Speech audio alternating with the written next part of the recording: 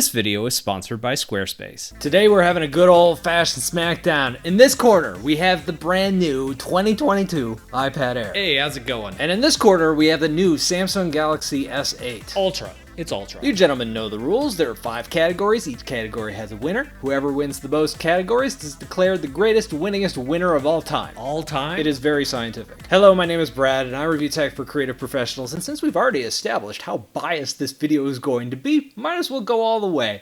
I am biased towards graphic designers and illustrators in using these devices for creative pursuits. First up, I want to talk about displays. Since we're talking about the iPad Air, it comes in just one size. We're talking about a 10.9-inch screen. The S8 comes in 3 sizes. There's the S8, which is 11 inches, the S8 Plus, which is 12.4 inches, and the S8 Ultra, which is coming in at a whopping 15 inches. It's 15 inches. 14.6 inches. You have to round the number up. That's how this works. What's important to know is it's a big screen, and it really dwarfs the iPad Air. Hold up, you gotta shout out the iPad Pro here. That's 12.9 inches. That's considerably smaller than 15. 14.6. Hold up, you gotta talk about aspect ratio. You've got a 16:9 aspect ratio, whereas I've got a very comfortable 23:16 aspect ratio. 23:16? It's basically 4:3. Oh sure, you'll round up for him. The S8 screens are Super AMOLED displays. I think these look great. The blacks are super dark, the colors really pop. The standard and smallest S8 is only an LTPS LCD display. Now when we jump over to the iPad Air, we also have an LCD display, and I think this looks pretty good. The 12.9-inch iPad Pro has a mini LED display. True, and the Pro has 120 Hz refresh rate, but the iPad Air is only running at 60 Hz. All 3 S8s are running at that 120 Hz, so you're gonna get smoother looking animations on those. So I'm the winner? Yeah, this round is going to Samsung. We got the higher refresh rate together with the Super AMOLED display and the novelty of a 15-inch display really pushes it ahead for me. Let's talk about hardware next. On the outside, these tablets have a lot in common. You have a more squared off edges, you have antenna lines along the back, they have this nice brushed aluminum finish. They even come in different colors. The Air has the best processor that you will find on any iPad, the M1 processor. And the S8s all have the latest, greatest Qualcomm Snapdragon 8 Gen 1 processor. Let's roll the benchmarks. From a benchmark standpoint, the M1 beats out the Snapdragon. But both of these are great processors that can handle anything that a mobile app is going to throw at them. Okay, but what about the rest of the IO? This is where Samsung tablets pull ahead of the Air. The S8 line is more in line with, I would say, the iPad Pros than it is with the iPad Air. While the Air has a single camera along the back, the S8s have multiple cameras. The S8 also starts at a higher storage configuration, 128 gigabytes versus the 64 gigabytes on the entry-level iPad Air. Of course, you can pay more with these devices to get more storage in them. I have a micro SD card slot. You can have all the storage you want. What's a micro SD card slot? Did he just make that up? If this was the iPad Pro against the Tab S8, I might go a different way, but I think the S8 just offers more than what the Air has. So congrats, Samsung. That's 2 points. Next up, I'm going to talk about the Apple Pencil versus the S Pen. But before we get to that, I do want to shout out to today's sponsor, Squarespace. Have you ever wanted to sell something online? Well, Squarespace is here to save the day. It's not only an all-in-one platform for building the ultimate website, it is your gateway to selling your products, the content you create, or even your time. Squarespace lets you make your very own online store so you can sell your products to the world. Whether you're selling physical or digital products, Squarespace has all the tools you need to get started now. Squarespace's best-in-class website templates are super easy to set up and customize to your heart's content. You can browse by your category of business and find the perfect starting place. Squarespace also makes it easy to keep in touch with your audience using their email campaigns. Collect email subscribers and convert them into loyal customers, starting with an email template and customize it by applying your brand ingredients like your site color, your logo. There's also built-in analytics that let you measure the impact of every send. Go to squarespace.com for a free trial, and when you're ready to launch, go to squarespace.com/BradColbo to save 10% on your first purchase of a website or domain.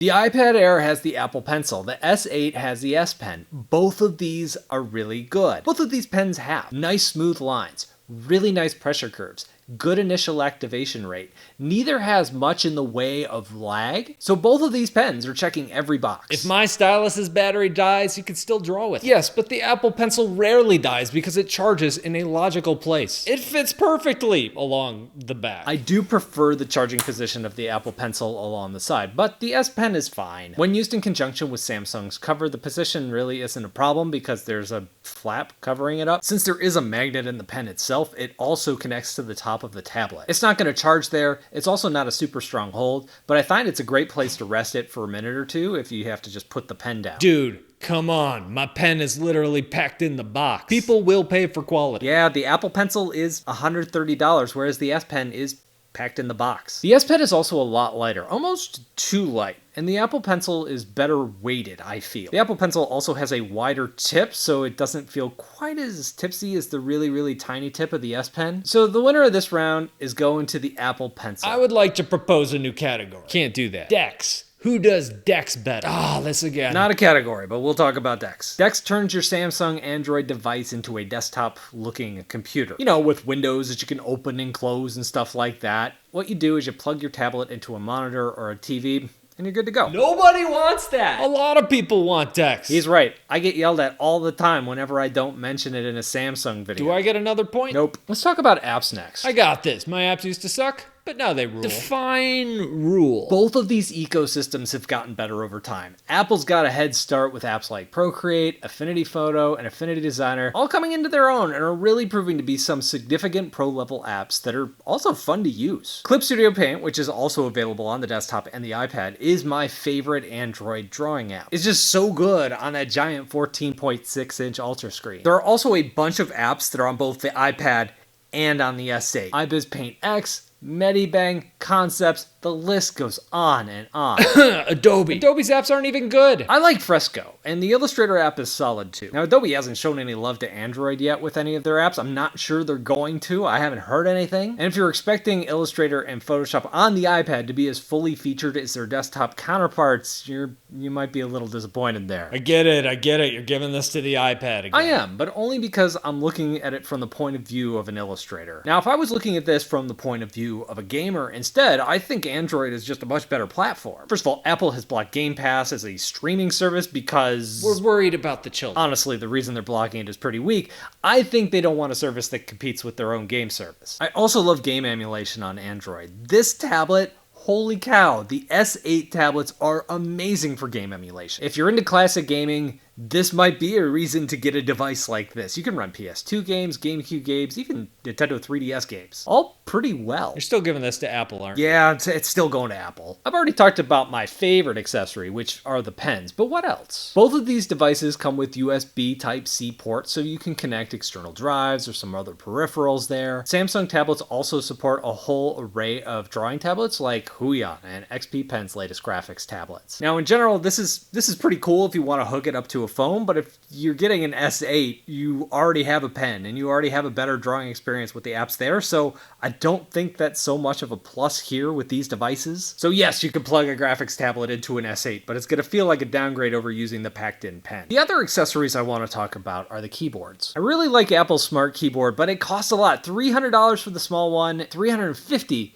for one that's compatible with the big pros. Technically, it's called the Magic Keyboard, not the Smart Keyboard. I have one of those too. Yes, you do. And the smallest one for the S8 comes in at $200. For the Ultra, it costs $350. And if I'm being honest, not really a fan. What? It just doesn't fit with the way I want to use a keyboard. If you're at a desk, you're probably good to go. It works fine. On your lap, it's just kind of floppy. Also, the kickstand, in theory, should be really good for drawing. You could set it up at a comfortable angle on your desk and draw that way, but unfortunately, if your hand is on the tablet, it's going to sink down to its lowest level. And that lowest level is almost completely flat on the desk. Not great for drawing. Magic Keyboard doesn't even pivot further back. True, that does require a separate case, the Smart Folio cover. I really like the Smart Folio covers. They're held in place by magnets. When you close them, they kind of clean the screen a little bit with their soft inside. What else can I say? I don't come with a power charger because I believe in saving the earth. Whoa, on a tablet? I also have a very handsome notch. Seriously, on a tablet? Yeah. I came up with those ideas on my own. No help from anybody else. On a tablet. Yeah, I love the Apple accessories, and I don't really care for the Samsung one, so this category's going to Apple. All right, what do we have? We have 3 for Apple and 2 for Samsung. So congratulations, Apple fanboys, you have won. I do want to stress,